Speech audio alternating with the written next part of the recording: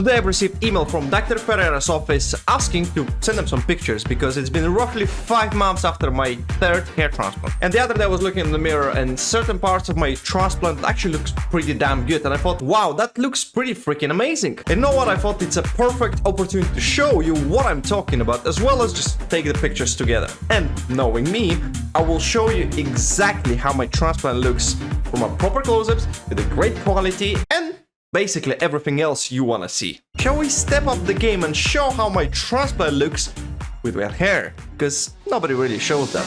Let's go.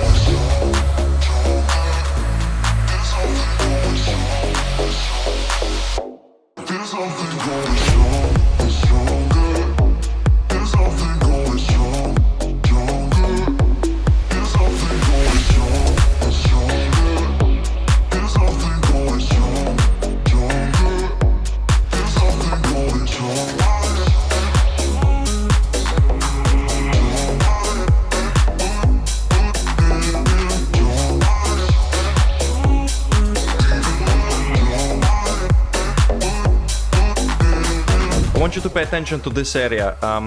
There are definitely loads of hair, even though it looks quite much thinner than if we're looking from the front. It looks kind of patchy, isn't it? But on the side view you see all of these hairs. We'll need to look into the pictures with the zoom in just to see if there is any hair sprouted so far. And man, the difference between the donor area, the thickness of it, and the transplanted area. Look, I was normal 5A.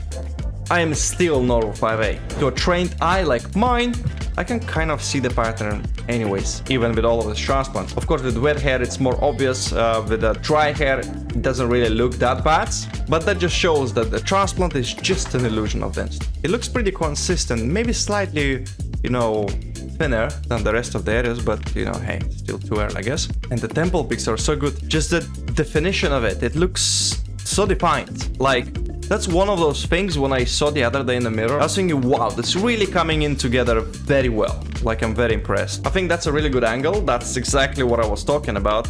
I'm still Norwood 5A. You can still see the outline in the Norwood 5 area.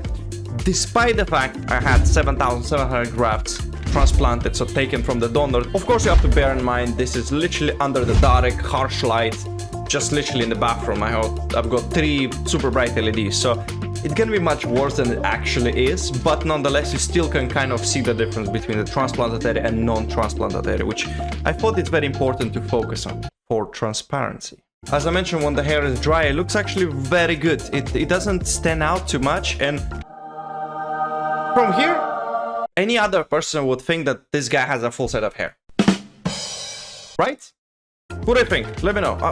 To me, it looks pretty freaking decent. You know how they call a crown? A black hole. It doesn't matter how many grafts you're gonna put there, it's never gonna be enough. Just because the angle, because the hair don't have the chance to lay on top of each other to create this illusion of density like in any other area of the transplant. And that's why in the mid-scalp the implanting usually less than, for example, in the hairline or in the crown. Okay, here is a bit overexposed. Still looks pretty decent, but yeah, from this angle you see this area, it's like just thinner. Again, simply because the way it grows. If you're looking right now at my fingers like that, you can see what's happening all around me, while like this blocks more area.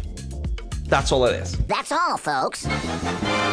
That being said, I'm not gonna lie, at 5 months, I was really hoping to have somewhat of a better result, somewhat of a better density, and I'm purely going off from my last 2 transplants. During my last 2 transplants, at this stage, it was pretty freaking decent already. And that's why I'm kind of surprised.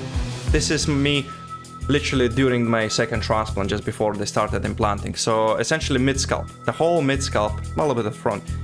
It's barely any hair. This is me roughly 5 months or so after my second transplant. So pretty much whatever we see here is literally a result of the second transplant. It looks so much thicker. It looks, you know, it looks like it just started growing rapidly, immediately, pretty much.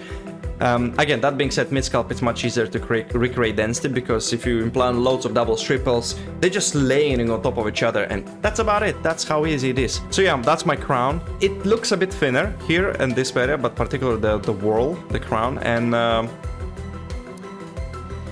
there is definitely an improvement, but again, I was expecting a bit more, to be quite honest. What do you think?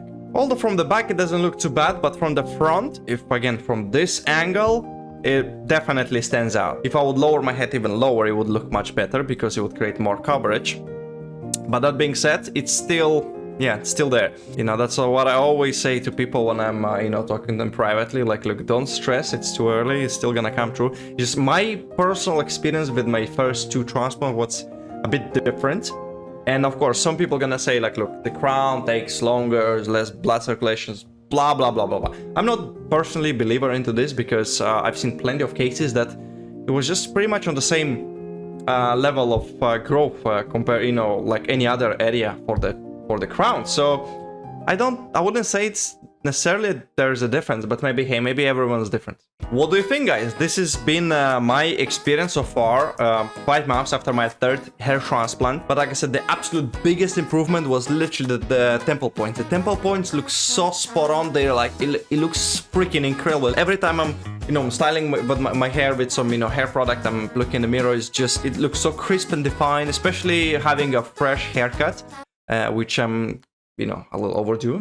And look, this all just shows that hair loss can affect all of us. Even people like me who knows pretty much anything and everything what you can expect from hair loss and hair transplants. You know, I'm still having doubts. I'm still thinking where the results, why they're not coming through any, you know, earlier and stuff like that. Make sure to do your research, plenty of research, because if you haven't watched this video over here where Dr. Murisano explains basically what they have to deal with on a daily basis with patients who got bad results, don't be one of them. You might not be even able to be repaired.